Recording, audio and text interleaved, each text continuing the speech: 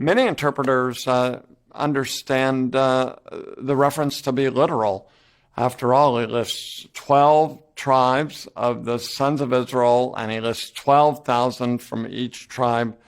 I think to many people, it seems clear from that we have a literal reference to a literal 144,000 and that they're literally from Israel. And I have respect for that view. However, I don't think that view is convincing. I would actually argue that the 144,000 is a symbolic number, and that the reference to the 12 tribes of Israel is also symbolic, and that represents the church, or another way to put it is that it represents all believers. Why do I think that? And the first reason is the way chapter 6 ends. Chapter 6 ends with a statement of God's wrath that is coming upon the world. And the author tells us, and who is able to stand?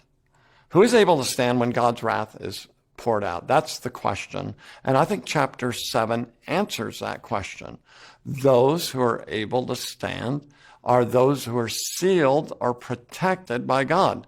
And those who are sealed and protected by God are the 144,000. And I think it's most natural to say that refers to all Christians. Secondly, the 144,000, they're not only described in Revelation chapter 7, but we also see them described in Revelation chapter 14.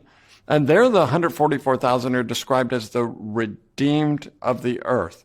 So that's a description of the 144,000. And I think that's a comprehensive description. That's what it means to be a Christian. They're not described as Israel, but the redeemed. So thirdly, we find a very fascinating parallel in chapter 7 and chapter 5 between hearing and seeing. So in chapter 5, he hears, John, the writer, hears about the Lion of the tribe of Judah, but when he looks and sees, he sees a lamb. So that's very interesting. Jesus is the Lion, the Son of David, who conquers, but he conquers, John is telling us, by his death. So the lion and the lamb are the same referent, right? They both refer to Jesus. So how does that relate to chapter 7? John hears about 144,000, but he sees, that's verses 1 through 8 of chapter 7, but he sees in verses 9 through 17 a great multitude. So do you see the parallel with chapter 5? It's the same sort of thing. What he hears and sees is the same entity told from two different perspectives. You have Jesus as a lion and a lamb. The 144,000, another way to describe them is the uncountable multitude. But that's another argument then that the 144,000 refer to all Christians. The 144,000, or another way of saying it is they're an uncountable multitude, which leads to my fourth argument. The number is symbolic. So in Revelation, in apocalyptic literature, you have symbolic numbers. So you have the number 12, just as there were 12 tribes of Israel, and there's 12 apostles. And then you have 12 times 1,000, 144,000. Sometimes people don't recognize the symbolic nature of 12 times 12 because we may not do that multiplication in our minds. But I think the author, John, is clearly signaling that he's writing symbolically. Fifth reason. In chapter 2, verse 9, and in chapter 3, verse 9, the Jews are called a synagogue of Satan. Now, John didn't say that because he hates Jews. John was Jewish himself. I think he says that because the Jews were cooperating with the Romans. The Jews in these synagogues were cooperating with the Romans, and they were informing the Romans that the Christians weren't part of them, and therefore the Christians should be persecuted. So it's just John's way of saying the Jews, these Jewish unbelievers, not all Jews, right, but Jewish unbelievers, are opposed to the people of God. But at the same time, chapter 7, the true Jews is the church of Jesus Christ. And this is what we see elsewhere in the New Testament. Who are the true children of Abraham? We can read Galatians 3. Read Romans 4. The true children of Abraham are those who believe in Jesus Christ, both Jew and Gentile. We belong to one family now. Ephesians chapter 2, verses 11 through 22. So what I'm saying here is what John is teaching with the 144,000.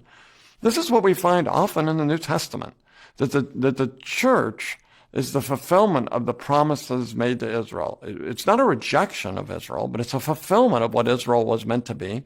But it's Jew and Gentile together as one people of God. Sixth argument.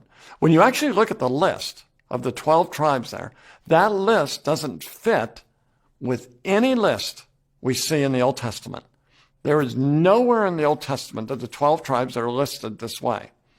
In fact, the tribe of Dan is omitted in the list. So what does it mean to say these 12 tribes are the 12 tribes of Israel when it doesn't represent any kind of list of the tribes we see in the Old Testament? And I think it's very significant that the tribe of Judah is listed first, which I think is a symbolic way of saying the people of God fall under the authority of Jesus as the Lion of the tribe of Judah, as we read in chapter 5. Seventh and lastly, if we think of a future fulfillment of this isn't a biblical argument, but if we think of a future fulfillment of this, it's hard to think of how this future fulfillment would work, because most Jews today, the vast majority of Jews, they don't know which tribe they're from anymore. The tribal system in Israel was tied to their geography, right? When the 12 tribes were separated into particular regions, but that is a long gone phenomenon. And so if there's going to be a future literal fulfillment, it's a little bit hard to know what that would mean. I listed this argument last. It's not a decisive argument, but it is a little bit hard to know how this prophecy could even be fulfilled today, since the vast majority of Jewish people living today, they don't know what tribe they're from. So I think that's another argument to say this is not a literal fulfillment of literal Jews from 12 different tribes, but it's a reference symbolically to the Church of Jesus Christ. So what is the practical implication of this? Is it just some kind of prophecy teaching? It really doesn't matter to us today. I think it is practical. Remember the question at the end of chapter 6. When God's wrath comes on the final day, who can stand? If it's a reference just to literal Israelites in the tribulation period, a literal 144,000, and you have some strange interpretations out there of the 144,000, like what the Jehovah's Witnesses say, then it's really it's not our story, is it? It's their story. It's some kind of abstract story about something that may happen in the future. But what I'm arguing here is this story is our story. It's the story of all Christians. John's not just talking about something that happens to people a long time from now or a short time from now, but it's not our story. I think he's saying, this is our story. How do you escape the wrath of God? You're sealed and protected by God. And as we go on and read in chapter 7, how does that happen? Well, John makes it clear in chapter 7, doesn't he? We're sealed and protected by God because we're washed by the blood of the Lamb. How is it that the uncountable multitude comes out of the great tribulation and stands before the throne of God forever? Because of the blood of the Lamb. So this is a very practical issue, isn't it? And it's an issue that should lead us to worship God.